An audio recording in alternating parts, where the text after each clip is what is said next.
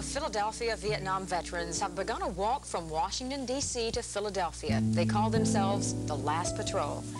Where were you 25 years ago? Your memories may be vivid. I thought it would be a good idea to actually physically go down, do the tracings, and bring the men physically back to Philadelphia. Or you may be too young to remember at all. It brings a connection to my father. I don't know much about him. He died when I was 6, and it brings me a little closer to him. The patrol is made up of 10 Vietnam veterans, and that symbolically stands for a combat patrol of 11 minus 1, the missing man.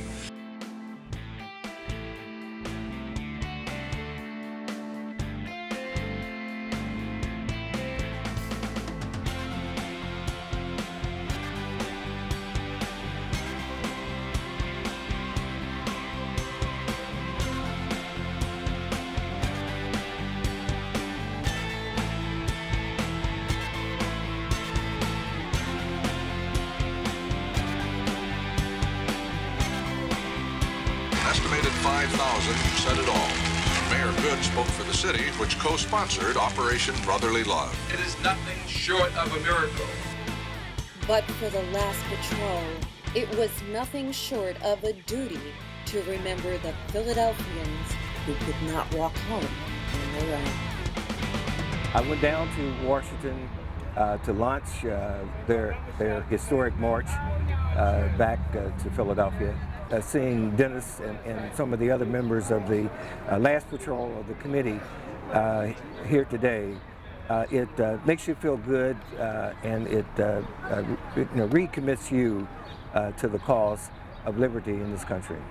The memorial means a lot, not only to the fallen people, but also to the living people, as well as their families, and respect that our brethren here have a very, very high place in the city of Philadelphia, and that they are recognized for their contributions to our country. First day it was dedicated, I came here, and I noticed my brother's name on the wall. And I've been coming here every day since.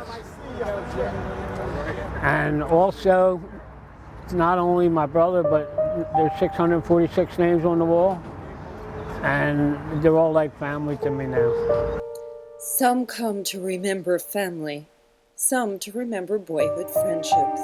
We all grew up together in the same neighborhood. All of us came from Gratz, Edison, Franklin. We were all in the same neighborhood, Dobbins. But this is a list I brought with me from Edison. You want to hold that up? These are all the guys that was killed in Vietnam.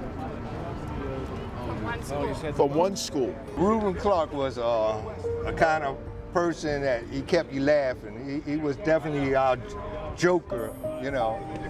And I'm always going to remember him because he would do things that would keep you laughing at all times.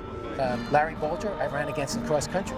He was a Marine lieutenant. He graduated from Dockery when at 27. I'm here because of the memory of Jack Donnelly, member of SEAL Team 1, served in Vietnam. I knew him. I was in the Cub Scouts with his brother, and he was the Boy Scout. So went to the same high school.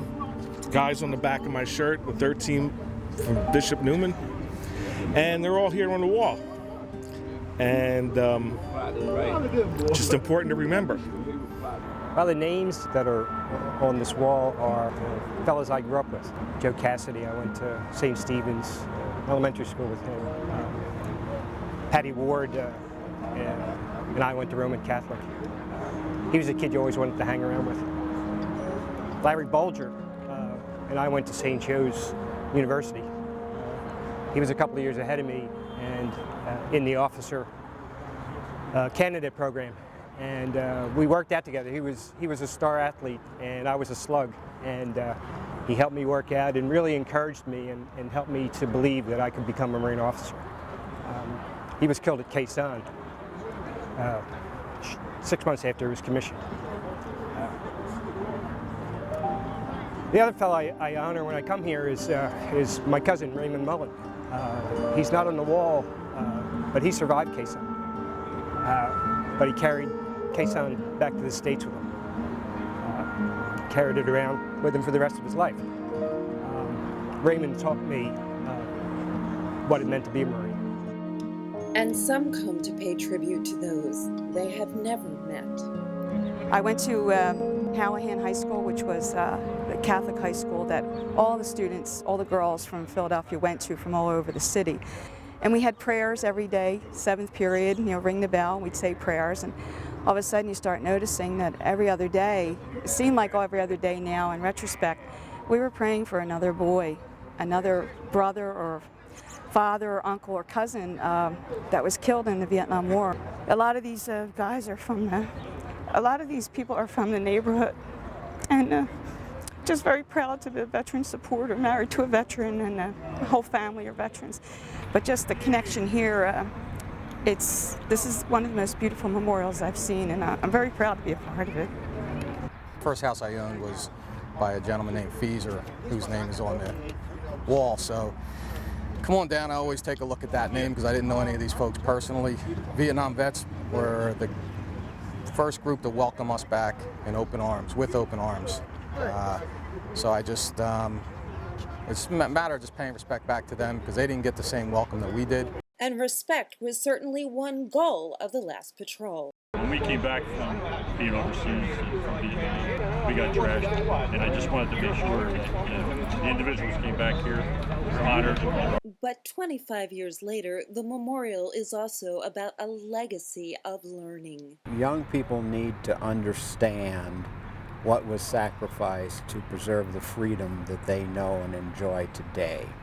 And our focus going forward for this particular memorial is going to be a lot more on the young people.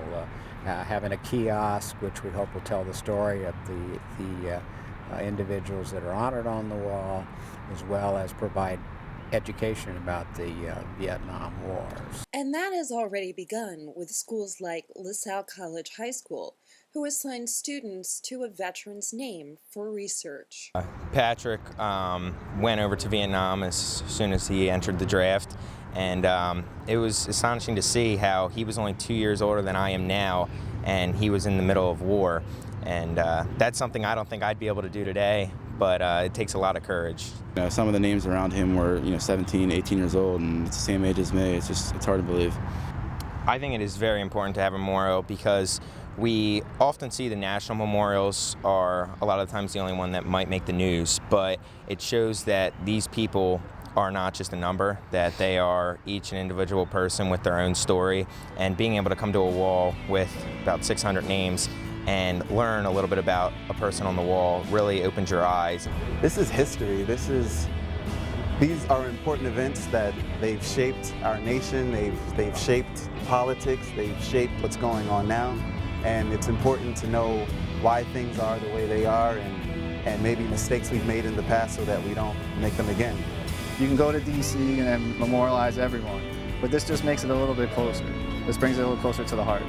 We believe in service here in the city, and we appreciate the commitment, the dedication, and at times the ultimate sacrifice that our members of the military have made. And we're going to honor them here in the birthplace of freedom, liberty, and democracy, the city of Philadelphia.